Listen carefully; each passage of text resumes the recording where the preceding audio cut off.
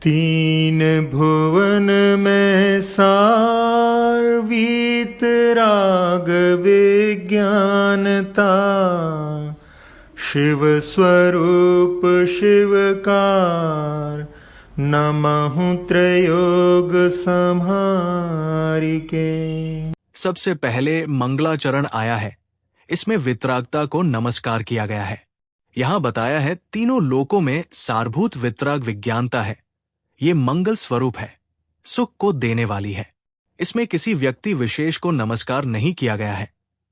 तीनों लोकों में जो सर्वोत्तम चीज है, प्राप्त करने योग्य है, उसी को नमस्कार किया गया है। उसके पश्चात बताया कि तीनों लोकों में अनंतानंत जीव है, जो सुख चाहते हैं और दुख से डरते हैं। चारों गति के दुखों का वर्णन करा है। दुख को हरण करने वाली और सुख को उत्पादक शिक्षा करुणावान गुरु ने दी है। अब इस ढाल में आए शब्दों का भेद और लक्षण जानते हैं। पहली ढाल भेद संग्रह। एकेंद्रिय, पृथ्वी कायिक, जल कायिक, अग्नि कायिक, वायु कायिक और वनस्पति कायिक ये एकेंद्रिय जीव है। गति, मनुष्यक्ति, तिर्यंचक्ति, देवगति और नरकति। जीव, संसारी और मुक्त जीव। त्रस, द्विंद्रिय, त्रिंद्रिय, चतुरिंद्रिय और पंचेंद्रिय।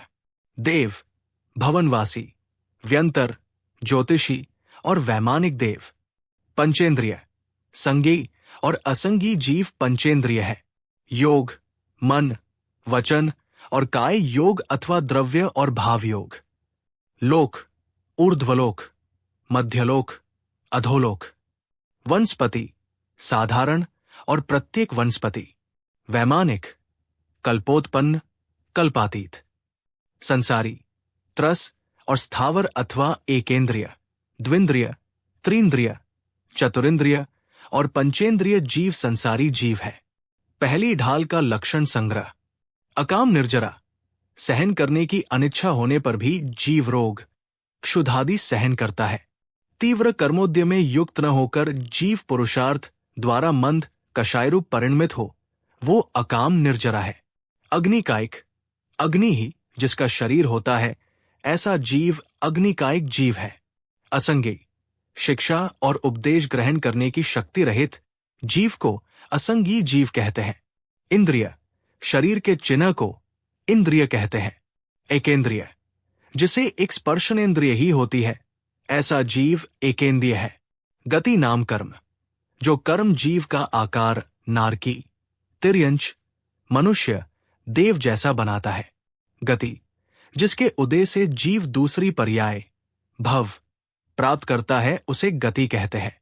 चिंतामणि, जो इच्छा करने मात्र से इच्छित वस्तु प्रदान करता है, ऐसा रत्न चिंतामणि रत्न कहते हैं। तिर्यंचक्ति, तिर्यंचक्ति नामकर्म के उदय से तिर्यंचों में जन्म धारण करना तिर्यंचक्ति है। देवगति, देवगति नामकर्म के उदय से देवों में जन्म धारण करना देवगति है। नरक, पापकर्म के उदय से युक्त होने के कारण जिस स्थान में जन्म लेते ही जीव असह्य एवं अप्रमित वेदना का अनुभव करने लगता है तथा दूसरे नारकियों द्वारा सताए जाने के कारण दुख का अनुभव करता है तथा जहां तीव्र द्वेषपूर्ण जीवन व्यतीत होता है, वो स्थान जहां पर जीव क्षण भर भी ठहरना नहीं चाहता। नरकति, नरकति नामकर्म के उदय से नरक में जन्म लेना नरकति है। निगोद, साधारण नामकर्म के उदय से एक शरीर के आश्रय से अनंतानंत जीव समान रूप से जिसमें रहते हैं, मरते हैं और पैदा होते हैं, उस अवस्था वाले जीवों को निगोद कहते हैं। नित्य निगोद, जहां के जीवों ने अनादिकाल से आज तक त्रस पर्याय प्राप्त नहीं की ऐसी जीव राशि, किंतु भविष्य में वे जीव त्रस पर्याय प्राप्त कर सकते हैं, नित्य निगोद कहते हैं। परिवर्तन, द्रव्य, क्षेत्र, काल, भव और भाव रूप संसार चक्र में परिभ्रमण परिवर्तन है। पंचेंद्रिय, जिनके 5 इंद्रियां होती हैं, ऐसे जीव पंचेंद्रिय जीव है। पृथ्वी कायिक, पृथ्वी ही जिन जीवों का शरीर है, वे पृथ्वीकायिक जीव है। प्रत्येक वनस्पति, जिसमें एक शरीर का स्वामी एक जीव होता है, ऐसे वृक्ष, फल आदि प्रत्येक वनस्पति है। भव्य, 3 काल में किसी भी समय रत्नत्रय प्राप्ति की योग्यता रखने वाले जीव को भव्य कहा जाता है। मन, हित का विचार तथा शिक्षा और उपदेश ग्रहण करने की शक्ति सहित को मन कहते हैं। ज्ञान विशेष को भाव मन कहते हैं। हृदय स्थान में 8 पंखुड़ियों वाले कमल की आकृति समान जो पुद्गल पिंड है, उसे जड़मन अर्थात द्रव्य मन कहते हैं। मनुशक्ति नामकर्म के उदय से मनुष्यों में जन्म लेना अथवा उत्पन्न होना मनुष्य गति है। मेरु, जम्बूद्वीप के विदेह क्षेत्र में स्थित 1,00,000 योजन ऊंचा एक पर्वत विशेष मेरु पर्वत है। मोह, पर के साथ एकत्व बुद्धि सो मिथ्यात्व मोह है। ये मोह अपरिमित है तथा अस्थिरता रूप रागादि सो चारित्र मोह है। ये मोह परिमित है। लोक, जिसमें जीवादि 6 द्रव्य स्थित है, उसे लोक अथवा लोकाकाश कहते हैं। विमानवासी, स्वर्ग और ग्रैवेक आदि के देव विमानवासी देव है। संज्ञेय, शिक्षा तथा उपदेश ग्रहण कर सकने की शक्ति वाले मन सहित प्राणी संज्ञेय है। स्थावर नामकर्म के उदय सहित पृथ्वी, जल, अग्नि, वायु तथा वनस्पति का एक जीव स्थावर जीव है। श्वास, रक्त की गति प्रमाण समय कि जो 1 मिनट में 80 बार से कुछ अंश कम चलती है।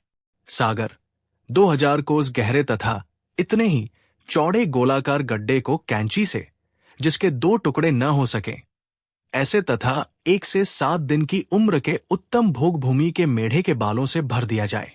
फिर उसमें से 100 वर्ष के अंतर से एक बाल निकाला जाए। जितने काल में उन सब बालों को निकाल दिया जाए उसे व्यवहार पल्य कहते हैं। व्यवहार पल्य से असंख्यात गुने समय को उद्धार पल्य और उद्धार पल्य से असंख्यात गुने काल को अद्धा पल्य कहते हैं। 10 कोड़ा-कोड़ी अद्धा पल्यों का एक सागर होता है।